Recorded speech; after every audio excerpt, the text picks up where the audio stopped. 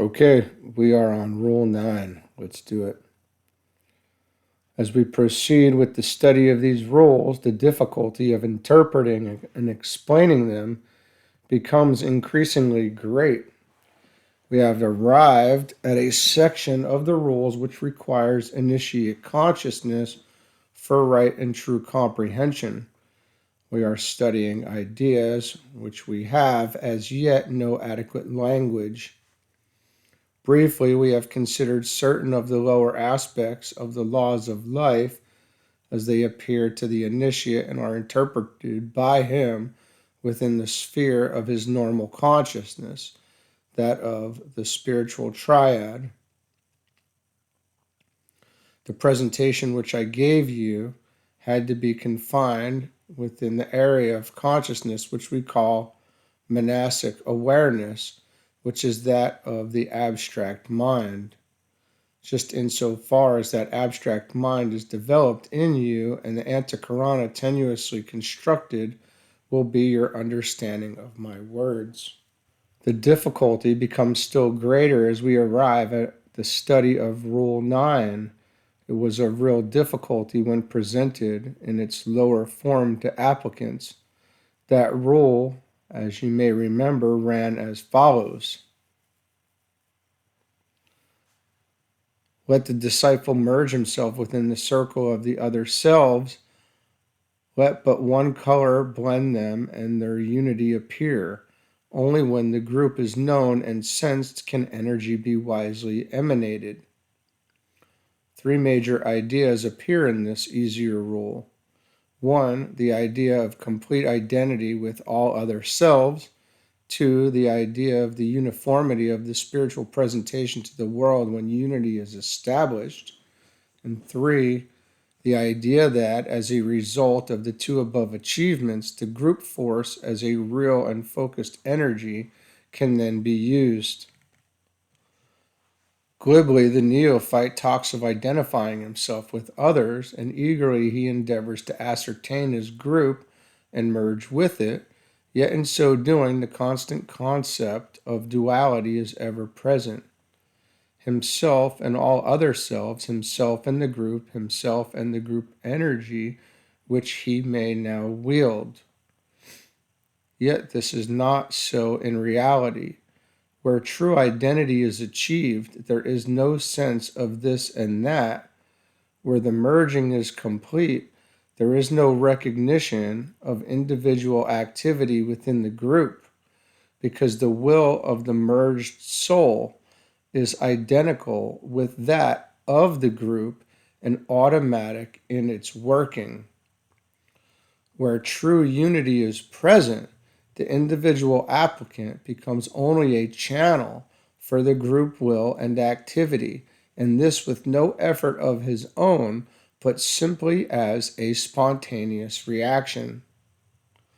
I have emphasized the above because in the rule for disciples and initiates, this will be found to be still more the case as the results are brought about by a conscious use of the will, which is divine synthesis in action. Also, the group referred to is not the ashram of some particular master, but that of all ashrams, as they, in their entirety, reflect the purpose of Shambhala and work out the plan within the active sphere of the hierarchical consciousness. Ashrams of the masters are to be found on every level of consciousness in the threefold world of the spiritual triad. Some masters preeminently occupy themselves with the mind aspect within all forms, and therefore their ashrams are conditioned by the monastic consciousness. They are the ashrams of those initiates who have taken the fourth initiation, but who are not yet masters. They are largely adepts on the third and fifth rays, and work with the manas or mind as it is developed in all forms. They do foundational work of great importance, but are little understood, and their lives are consequently lives of great sacrifice, and the term of their service in this particular connection is relatively short. Certain aspects of their developed consciousness have to be kept in abeyance and must remain temporarily unexpressed in order to permit them to work with substance and specifically with the consciousness of the atoms which constitute the forms in all the subhuman kingdoms of nature. They do very little work with humanity, except with certain advanced members of humanity who are on the scientific line, drawing to their ashrams only those who are on the third and fifth rays and who can continue with the work, being trained along peculiar and special lines. The ashrams of the masters, to be found on all rays, who work in particular with humanity, are mostly to be found upon the Buddhic levels of the triadal consciousness. There, the note of loving understanding predominates, but even these words must be interpreted esoterically and not according to their usual and obvious meaning. It is not a case of, I understand because I love, or this with love understands that. It is something far deeper involving the idea of identification, of participation, and of synthetic realization. Lovely, euphonious words, but meaning little to the non-initiates. On atmic levels, the levels of the spiritual will, are to be found the ashrams of the masters who are interpreting the will of Shambhala and to whom is committed the task of transmitting the purpose and organizing the plans whereby that purpose can be fulfilled. As on monastic levels, the ashrams as a whole are presided over by the Master R, the Lord of Civilization, so on Buddhic levels, all ashrams are supervised by the Master KH with the aid of myself, Master DK, and the 3 senior and initiated disciples.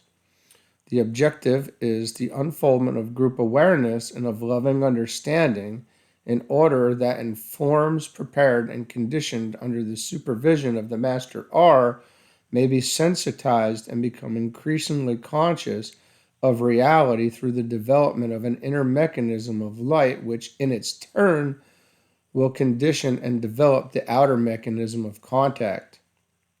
Ashrams on atmic levels are under the control of Master M, who fosters the will aspect within the developed forms and who, as the old commentary expresses it, adds darkness unto light so that the stars appear. For in the light the stars shine not, but in the darkness light diffused is not, but only focused points of radiance. The symbolism will be obvious to you, though not the full significance. Embracing, fusing, and unifying the endeavor of all these groups of ashrams stands the living Christ, the head of all ashrams and the master of the masters, the mediator between Shambhala and the hierarchy and between the hierarchy and humanity. Will you gain some insight into the all-pervading conditions if I state that his work of mediating between humanity and the hierarchy was perfected by him and carried to a conclusion when he was last on earth, and that he is now achieving facility in the higher mediatorship, which will bring about a closer relation of the hierarchy with Shambhala at this time. This mediatory work, based on the blending of the spiritual triad, which he has already developed, with the universal will, which he is developing, marks for him a goal which will be consummated when he takes the 9th initiation. These are great mysteries, and I only indicate them in order to convey to you a sense of the synthesis of the whole scheme and a recognition of the urge to good which pervades every aspect of the planetary life, from the smallest atom of substance through all the intermediate living forms on and up to the planetary Logos himself.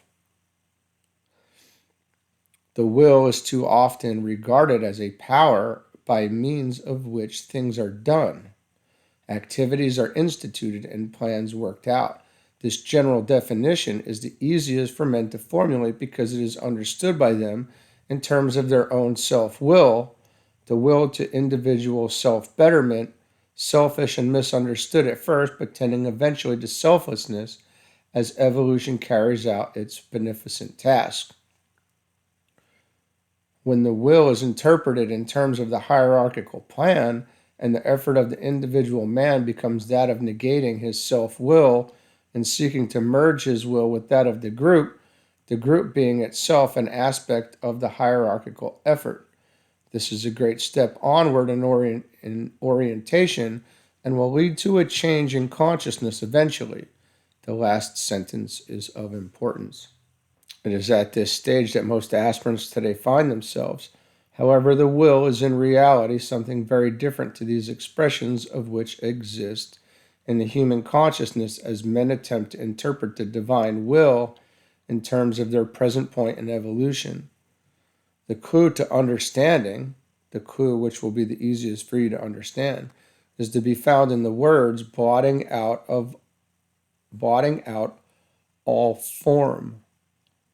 When the lure of substance is overcome and desire dies, then the attractive power of the soul becomes dominant, and the emphasis for so long laid upon individual form and individual living and activity gives place to group form and group purpose. Then the attractive power of the hierarchy and of the ashrams of the masters supersedes the lower attractions and the lesser focal points of interest.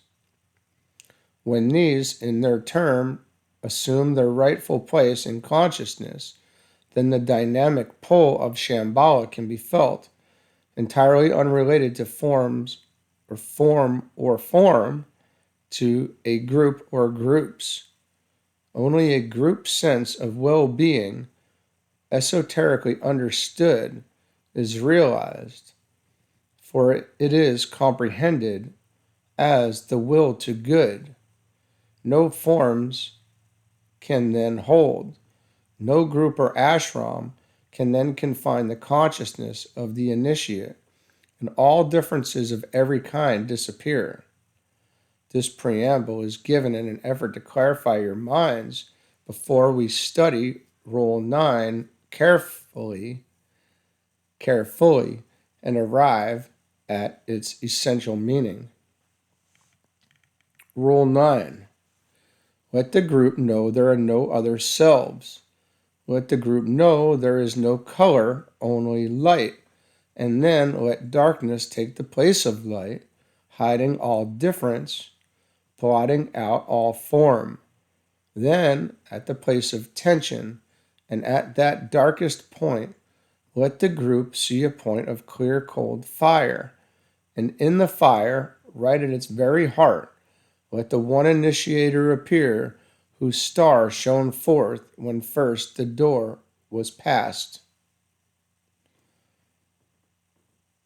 The greatest problem facing aspirants and disciples prior to the third initiation is that of comprehending the nature of identification. This concerns, in the first instance, the relation of the self to the self, with a capital S, and of all selves to the all-inclusive self, capital S, capital E, capital L, capital F. It involves the mystery of duality with which they are occupied, and the very moment that theory as to essential unity becomes definite realization, then the realm of synthesis is entered.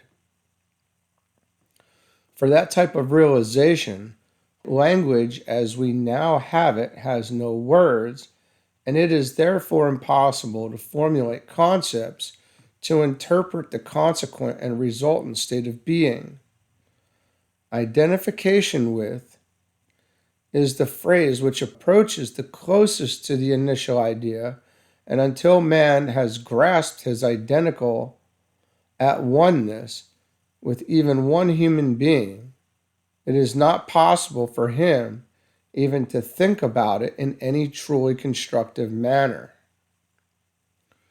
The complete fusion of the negative and the positive aspects in marriage at the moment that life is transmitted and transferred is the only tangible, though unsatisfactory, symbol of this life sharing process, which takes place when an individual or a group knows actually and not simply theoretically that there are no other selves. Identification, to use the only word available for our purpose, is connected with dynamic life, with conscious enhancement, with completion, and with creative sharing, plus process. It is a process of participation, consciously and constructively undertaken in the life actions and reactions of the one in whom we live and move and have our being. It is related to the network of life channels which keep the form aspect of the planetary logos functioning as a divine representation. Note that wording. It is connected with the circulation of that life more abundantly, to which the Christ referred when dealing with the true nature of his mission. It might be said that as he uttered this phrase, this mission dawned on him, and he made a preliminary effort to serve Shambhala instead of the hierarchy of which he was even then the head.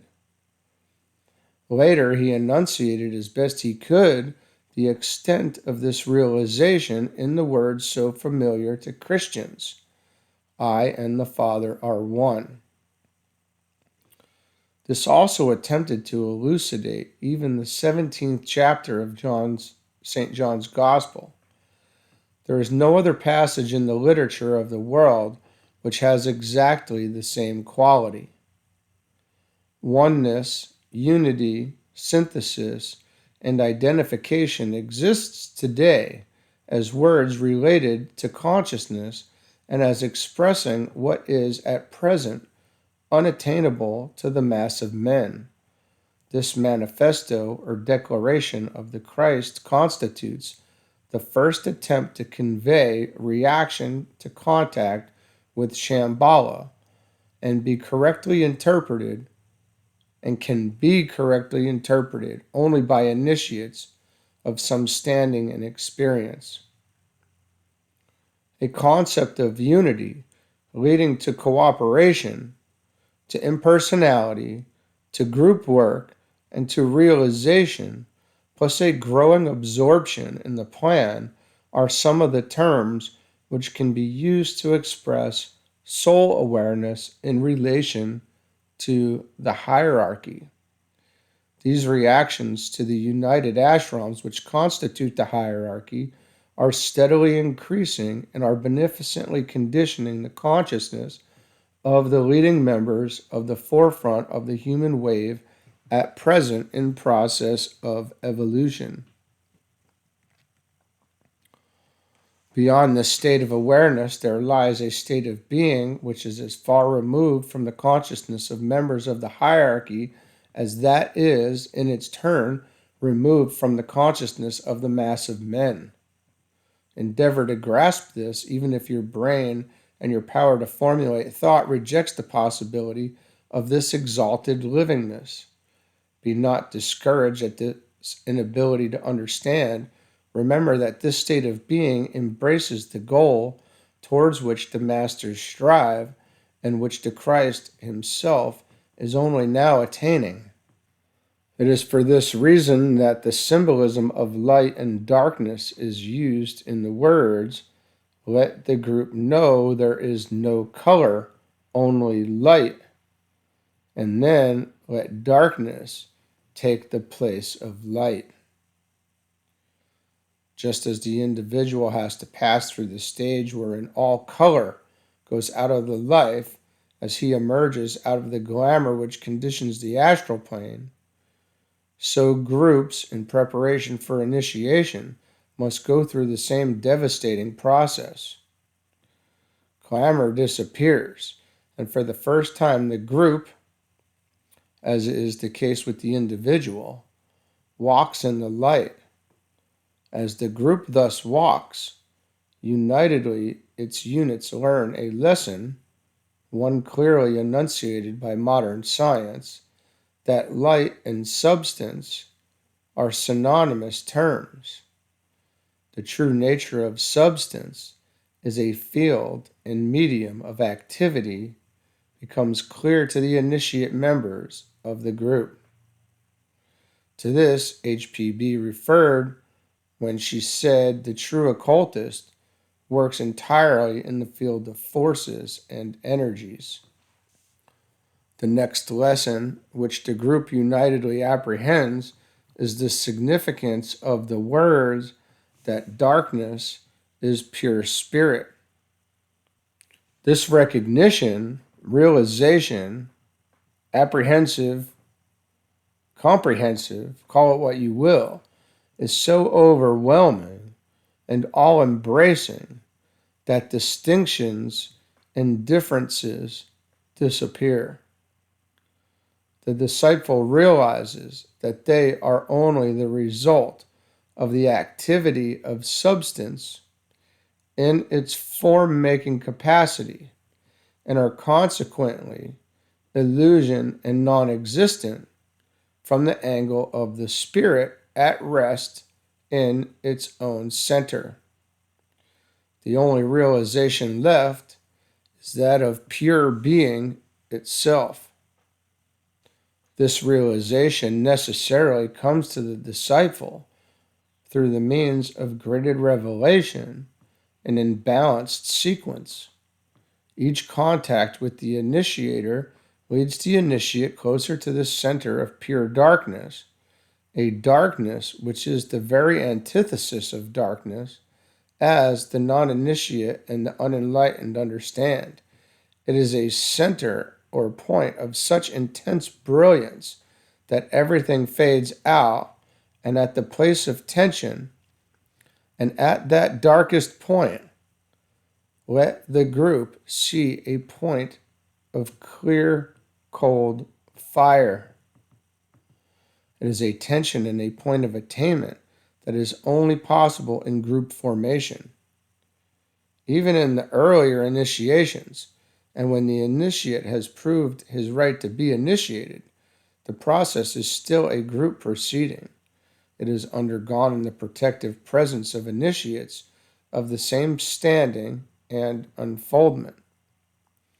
It is their united focus that enables the candidate for initiation to see the point of clear, cold light, and their united will that brings him upright, standing unafraid, with open eye before the one who, from the very first, has conferred on him the gifts of life and light, and who now, with lifted rod, surrounded by the fire, reveals to him the significance of life and the purpose of the light. It is that of which the minds of men know not, and which even the highest intellect is unable to grasp or even sense. In the familiar words, familiar to all esotericists, which are so often said or chanted at moments of highest spiritual aspiration, the neophyte refers to the time when we stand where the one initiator is invoked, when we see his star shine forth. Two ideas then stand forth: the idea of invocation and of the result of that invocation, which is the sudden and unexpected shining forth of the star. The star is simply a point of vivid light. This invocation, though used as the affirmation of a fixed objective by the aspirant to initiation, is nevertheless a mantram definitely appropriate to the third initiation. It is only effective in its invocative appeal when used in conjunction with a word of power. this word of power is communicated to the candidate, ever an initiate of the second degree, by the Christ who has initiated him in the first two initiations, but whose protective aura, in conjunction with the initiate's master and another master or an adept of the fourth initiation, is required before the star can shine forth the focused light of the one initiator. For the first time, the expanded consciousness of the initiate can contact Shambhala and the one who rules there, the Lord of the world. For the first time, the focused purpose which brought Sanat Kumara into incarnation makes an impact upon the enlightened brain of the initiate, bringing something new and different into his equipment, into his nature, and his consciousness. I know not how else to express these ideas. It is a binding conviction of an unalterable will carrying all before it, oblivious of time and space, aware only of intensity of direction, and carrying with it two major qualifications or basic recognitions to the initiate: a sense of essential being, which obliterates all the actions and reactions of time and space, and a focused will to good, which is so dynamic in its effect that evil disappears. Evil is, after all, only an impelling sense of difference, leading inevitably to separative action. The dualities are then resolved in synthesis, and, again, for the first time, the initiate comprehends the meaning of the ancient words, so inappropriately translated, isolated unity. To him, in the future, there is no light or dark, no good or evil, no difference or separation. The star that has shone forth, veiling and standing between him and the Lord of the world, the Ancient of Days, is seen as the entrance or doorway, and as the admitting agency into something other and larger than simply the planetary life. In the earlier two initiations, the angel of the presence stood between the disciple candidate and the presence. At the later initiations, the angel of the presence is the Christ himself, one with the soul of the candidate, the individual angel of the presence. Through the heart of Christ passes the dynamic power of the one initiator as a stream of light stepped down or toned down by the Christ in order that the candidate can appropriate its potency without risk or danger. After the third initiation, the candidate must face the one initiator alone, with no protective individual standing between him and the eternal source of all power. The Christ is present, supporting, and attentive. He stands directly behind the initiate so as to arrest and distribute the potency passing through the initiate's body and centers. The candidate is also flanked on either side by a master. Nevertheless, he faces the initiator alone and unprotected. Even now, at this much later initiation, he cannot see eye to eye, as the phrase goes. He becomes aware of a growing point of light, which from a pinpoint of intensest brilliance develops before him into a five-pointed star.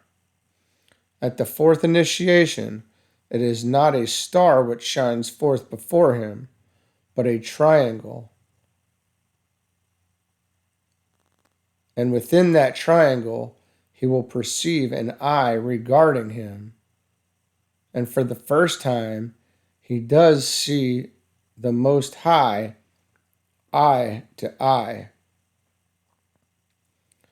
At the fifth initiation, no symbol or light substance separates or protects him, but he stands before the initiator face to face. and the freedom of the city of God is his. He is not yet a member of the Great Council, but he has the right of entrance into Shambhala, and from that point he passes on to a more intimate relation, if that is his chosen destiny. He may not even finally become a member of the Great Council. That is reserved for relatively few and for those who can take even still higher initiations within the ring pass knot of our planet, a task of profound difficulty. There are other and interesting alternatives, as I have elsewhere told you.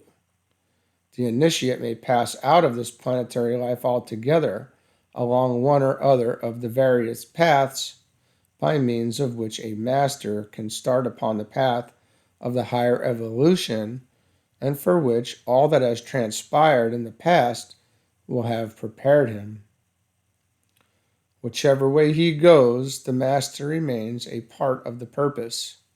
He knows forever the secret of the darkness which brings light, and the inscrutable will of God is no longer a mystery to him. He comprehends the divine idea and can now cooperate with it. He has reached a point of realization which enables him to fathom what lies behind the plan for which the hierarchy has worked for aeons. Just as the disciple enters the world of meaning and so can interpret events, just as the hierarchy works in the world of mediation, applying the plan which the world of meaning has revealed, so the higher initiate works consciously in the world of purpose which the plan implements. The world of meaning interprets, and the world of events expresses in sequential order and under the evolutionary law. The symbol which expresses the door of evolution is the crescent moon, that of the process of evolution, as it affects the material or substantial life of the man, is the waxing and the waning moon, the symbol of growing desire and of the dying out of desire. The symbol of the world of meaning is light, the light which shines upon the ways of men, interpreting events and bestowing revelation. The symbol of the world of mediation is the revolving cross, whilst the symbol of the world of purpose is a twofold one, the five-pointed star, and then the radiant heart of the sun. Remember that when we talk and think in symbols, we are placing something between ourselves and reality, something protective, interpretive, and significant, but something nevertheless veiling and hiding. After the fifth initiation, all veils are rent, and naught stands between the initiate and essential being.